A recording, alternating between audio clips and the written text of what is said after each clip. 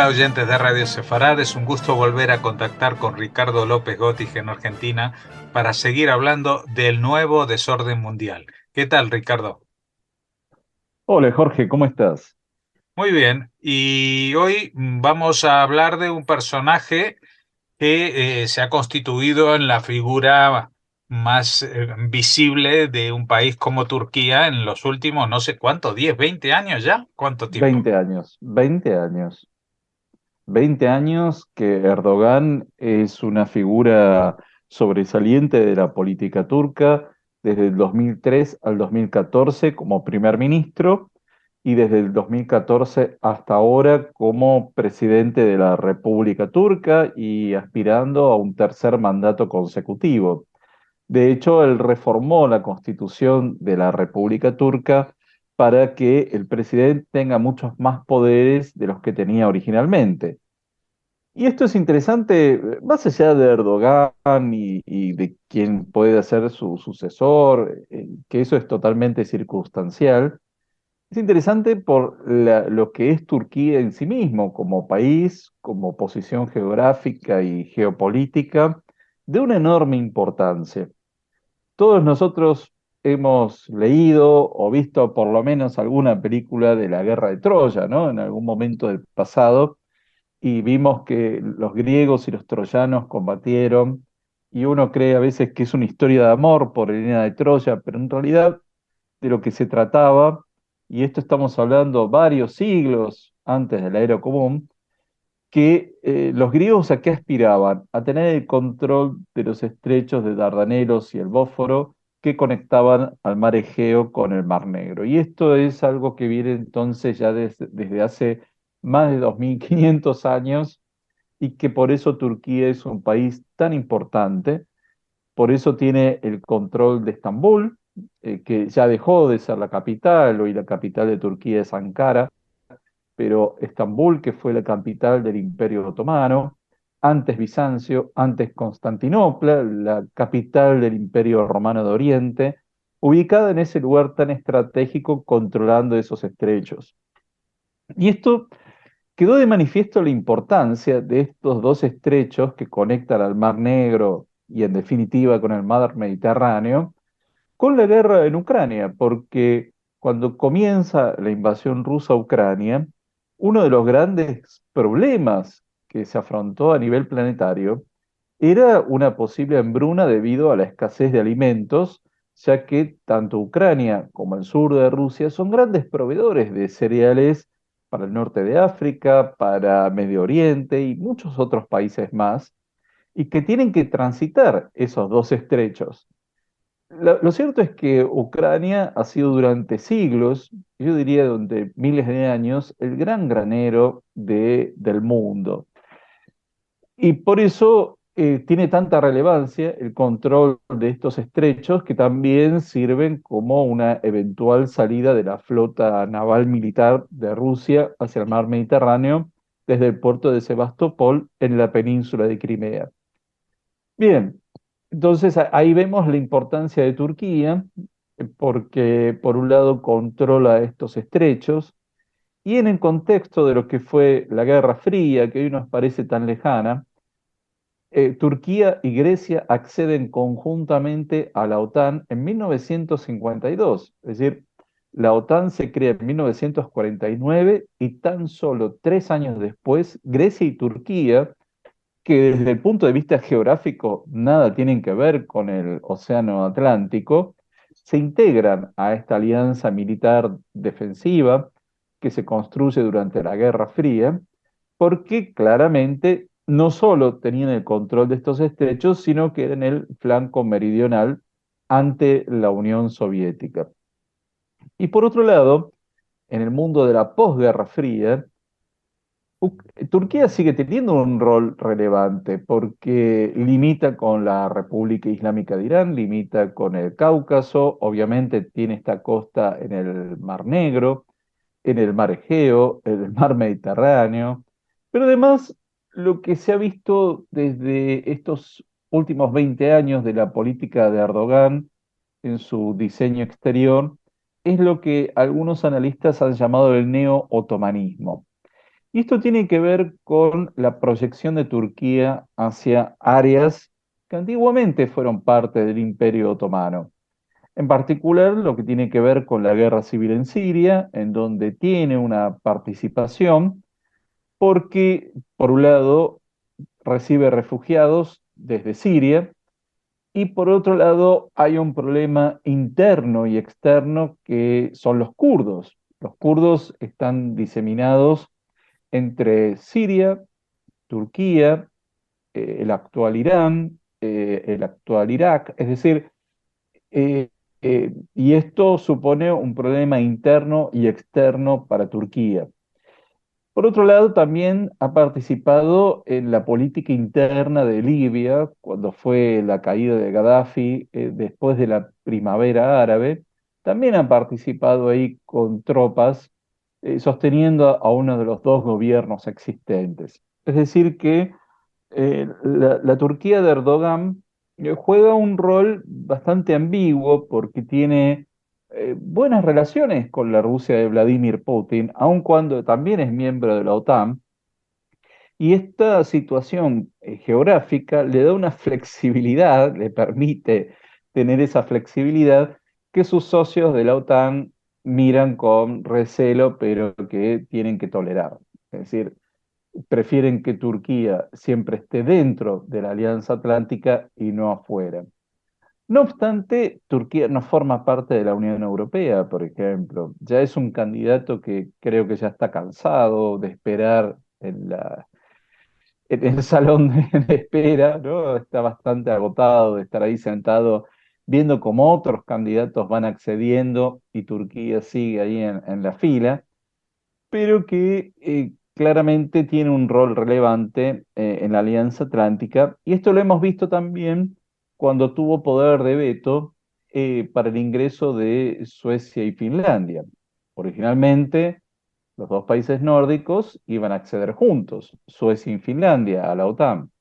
Sin embargo, el gran veto de Turquía fue respecto a Suecia, justamente por la cuestión de los kurdos, que de acuerdo al gobierno de Turquía, Suecia da refugio a terroristas kurdos.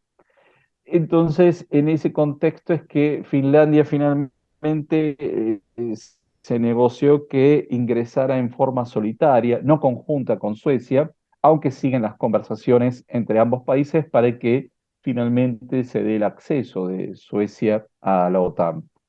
Por eso es tan importante Turquía en este contexto y esto claramente estas elecciones, sea cual fuere el resultado, tienen repercusiones en Medio Oriente, en el norte de África, en la península balcánica y en el desarrollo de la guerra en Ucrania, porque es uno de los participantes más o menos indirectos que tiene juega para uno u otro lado. Y también Turquía está desarrollando desde Erdogan en adelante toda una política de acercamiento a los países del Cáucaso y específicamente lo que tiene que ver con Azerbaiyán y Asia Central, es decir, las ex repúblicas soviéticas como Kazajstán, Turkmenistán, es decir, que tienen un son grupos étnicos de carácter túrquico, entonces tienen vínculos no solo religiosos por su contenido islámico, sino también por ser del mismo grupo étnico. Ahora bien, ¿cuál fue la tónica de los 20 años de Erdogan internamente? Y acá hubo una ruptura con respecto a lo que fue la política general de Mustafa Kemal alias Atatürk, padre de los turcos, ¿no? Eso significa Atatürk, que cuando se establece la República Turca después de la caída del Imperio del Imperio Otomano, perdón, se establece una república de carácter laico. Lo que se buscaba era occidentalizar, modernizar al país rápidamente desde el Estado con una política laica y que el guardián de esa laicidad iba a ser las Fuerzas Armadas.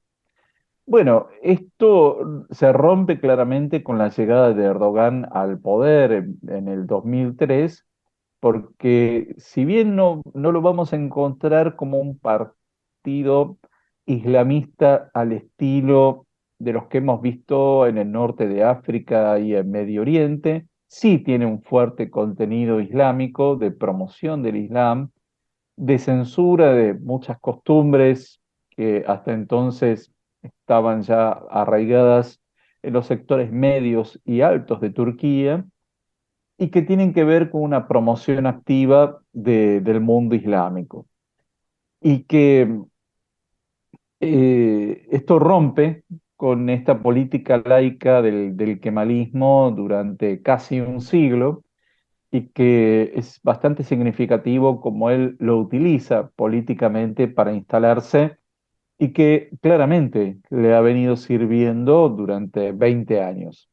Ahora bien, ¿por qué Erdogan está teniendo un desafío importante a nivel electoral, más allá de que le faltaron muy pocos votos para ser reelecto, ¿no? Tuvo más del 49%, lo cual indicaría que en una segunda vuelta no le resultaría complicado llegar al 50% más uno de los votos, porque la oposición no va a votar enteramente y en bloque en contra de Erdogan. Siempre va a haber gente que ha votado a otras expresiones opositoras, pero que quizás llegado el momento de la verdad se vuelque a favor de Erdogan. Esto es posible, es viable, pero que claramente lo que vemos es que Erdogan se encuentra en serios problemas para lograr esta victoria electoral consecutiva tan fácilmente como quizás hubiera pensado, porque 20 años son un desgaste importante, hay una crisis económica en Turquía y sobre todo el impacto negativo que tuvo el terremoto de este año en el sur de Turquía. No porque se le puede atribuir a Erdogan, al presidente Erdogan, la responsabilidad del terremoto, pero sí que se advirtió mucha negligencia por parte del gobierno turco, no solo en el rescate de las víctimas, sino también en algo fundamental, que era el cuidado de las condiciones de construcción y edificación en el sur de Turquía, que es una cuestión que todos los países hacen. De modo que, bueno, ahí vemos cómo hay un cansancio, un hartazgo importante frente a Erdogan y esperemos que esto se pueda resolver de una forma pacífica dentro de una semana, que es la segunda vuelta de las elecciones, son tan solo 14 días entre una elección y otra, y esperemos que se resuelva en forma pacífica, clara, transparente, en la que los dos grandes participantes admitan sea cual fuera el resultado. Porque una crisis política en Turquía en este contexto puede ser bastante grave, tener graves consecuencias para toda la región y que necesitamos un momento de que algunos países sean estables en este contexto del nuevo desorden mundial. Ujú.